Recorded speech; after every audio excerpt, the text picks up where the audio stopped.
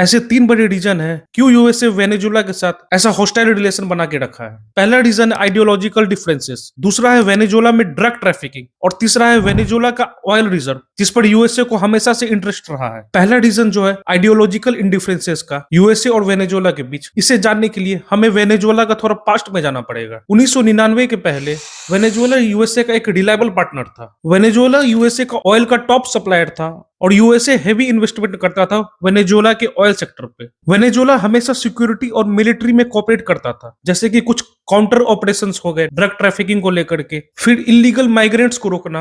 और in totality देखा जाए तो वेनेजुएला हमेशा से यूएसए का एक रिलायबल पार्टनर रहा। जो भी डिसीजंस यूएसए लेता था उसमें हमेशा समर्थन वेनेजुएला करता था। एक तरह से कह सकते हैं कि 1999 से पहले वेनेजुएला हमेशा से अमेरिका का प्रो सपोर्टर रहा था। फिर 1999 के बाद वेनेजुएला में तख्ता पलट होता है, चैवेज प्रेसिडेंट बनते हैं। उनका आइडियोलॉजी यूएसए के आइडियोलॉजी से कंप्लीटली अपोजिट था।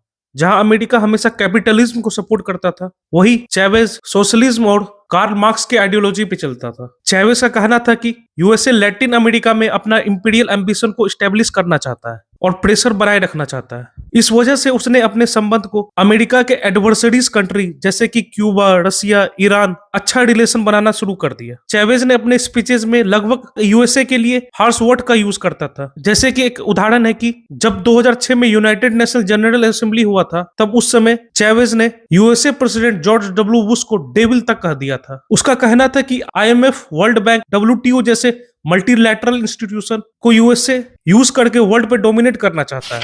इसलिए आज भी देखा जाए तो वेनेजुएला वर्ल्ड बैंक और आईएमएफ का मेंबर नहीं है। इसलिए सितंबर 2009 में बैंको डल सर का एस्टेब्लिशमेंट होता है, जो आईएमएफ और वर्ल्ड बैंक जैसे मल्टीलैटरल इंस्टीट्यूशन का एक रिप्लेसमेंट बनाया गया था साउथ अमेरिका में। इसमें चैवेज का बहुत बड़ा रोल था। फिर 2013 में चैवेज का कैंसर से मौत हो जाता है। उसके जगह निकोलस मादुरो को इलेक्ट किया जाता है। उसका भी चैवेज जैसा सेम आइडियोलॉजी था। 2013-14 के आसपास अगर देखा जाए तो वेनेजुएला डिपेंड करता था 80% ऑयल एक्सपोर्ट पर, जो इस देश का 17% जीडीपी का कंट्रीब्यूशन था। फिर 2014 में ऑयल का प्राइस भी क्रैश होने लगा। वेनेजुएला जो 80% ऑयल पर जो एक्सपोर्ट डिपेंडेंट था, उसका भी मार्केट क्रैश होने लगा। इसके कारण मैसिव अनएम्प्लॉयमेंट होने लगा। फूड और मेडिसिन का शॉर्टेज बड़े पैमाने पर होने लगा। फिर सरकार ने वहां पर मार्केट को स्टेबलाइज करने के लिए नोट्स पर नोट्स छापती गई, जिसकी वजह से हाइपर इन्फ्लेशन भी बढ़ने लगा। ये वीक गवर्नमेंट पॉलिसीज की वजह से लगभग 7 मिलियन के अराउंड वेनेजुएला में माइग्रेशन होने लगा। हालांकि ड्रग ट्रैफिकिंग साउथ अमेरिका में तो चलता ही था, लेकिन इस सिचुएशन की वजह से बड़े पैमाने पर ड्रग ट्रैफिकिंग होने लगा। 2017 में जब ट्रम्प पावर में आए तो उन्होंने मादुरो को कार्टेल डी लॉस सोलिस जैसे ऑर्गेनाइजेशन से कनेक्शन है ऐसा आरोप लगाया। Basically Cartel del los Soles एक state protected drug trafficking system है, जहां पर ड्रग कार्टेल और गवर्नमेंट मिलिट्री ऑफिशियल्स एक साथ काम करते थे ड्रग ट्रैफिकिंग में। यह एक सिस्टम था जिसमें कोकेन कोलंबिया में प्रोड्यूस किया जाता था और वेनेजुएला में मिलिट्री और गवर्नमेंट के सपोर्ट से इसे क्रॉस बॉर्डर लाया जाता था और वहां से सेंट्रल अमेरिका के कई देशों में एक्सपोर्ट किया जाता था। बेसिकली वेनेजुएला एक ट्रांजिट हब बन गया था, जहां पर कोलंबिया से जो प्रोड्यूस किया हुआ कोकेन वेनेजुएला में आता था और वहां से अन्य देशों में जाता था। ट्रम्प का कहना है कि ड्रग की वजह से अमेरिका में हर साल हजारों लोगों की जान जाती है, लेकिन मोस्टली देखा जाए तो यूएसए में मौत फेंटेनाइल लेने की वजह से हो रहा है, जो इंटायरली मेक्सिको में प्रोड्यूस किया जाता है और वो भी चाइनीज केमिकल की मदद से। और अभी तक इंटरनेशनल कोर्ट ने भी वेनेजुएला को कन्विक्ट नहीं किया है इस रीजन के लिए। देखा जाए तो ये एक वाइडली एक्सेप्टेड नैरेटिव है, जिसका यूज करके ट्रम्प वेनेजुएला में मादुरो को कैप्चर करके वेनेजुएला में अपना पपेट गवर्नमेंट बनाना चाहता है। लेकिन ये जो ड्रग ट्रैफिकिंग का जो रीजन बताया जा रहा है,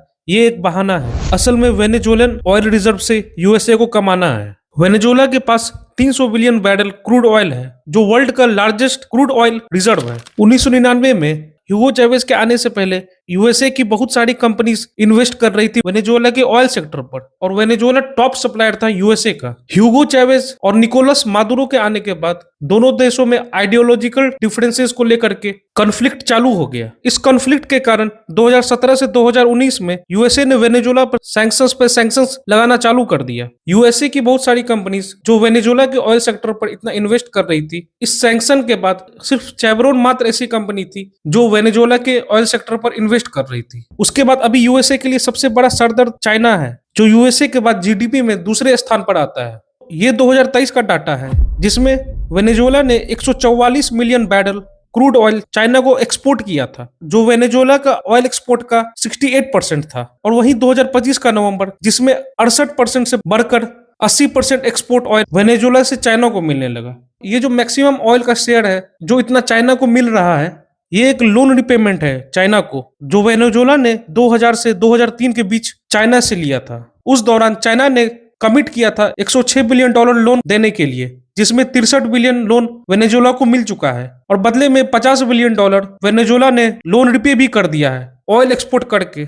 और यूएसए नहीं चाहता है कि चाइना का इन्फ्लुएंस उसके नेबरिंग कंट्रीज पर हो। वेनेजुएला एक डेवलपिंग कंट्री है, उसका ऑयल रिजर्व है वो लगभग 17 से 18 ट्रिलियन डॉलर, जो चाइना के एक ईयर के जीडीपी के बराबर है। इस वजह से अगर इस देश को डेवलप किया जाता है चाइना रशिया की हेल्प से, वेनेजुएला अमेरिकन रीजन में एक इकोनॉमिक सुपर पावर बन सकता है। यूएसए का इन्फ्लुएंस लैटिन अमेरिका में कम हो जाएगा, चाइनीज और रशियन इन्फ्लुएंस डोमिनेट हो जाएगा और यूएसए का मोनरो डॉक्ट्राइन कोलैप्स भी कर सकता है। बेसिकली ये डॉक्ट्राइन 1823 में यूएसए प्रेसिडेंट जेम्स मोनरो ने दिया था, जिसमें कोई भी यूरोपियन कंट्री अमेरिकन कॉन्टिनेंट्स के इंटरनल मैटर्स और पॉलिटिकल अफेयर्स में इन्फ्लुएंस नहीं कर सकता है। और समय के साथ साथ ये डॉक्ट्राइन थोड़ा एग्रेसिव हो गया, जिसमें अगर लैटिन अमेरिका अनस्टेबल हो जाता है तो कोई भी देश यूएसए को छोड़कर साउथ अमेरिका में इंटरवीन नहीं कर सकता है। चाइना का लोन वेनेजुएला को रशिया का मिलिट्री प्रेजेंस वेनेजुएला में साफ दर्शाता है कि ये डॉक्ट्राइन खतरे में है और यूएसए उसे पसंद नहीं कर रहा है।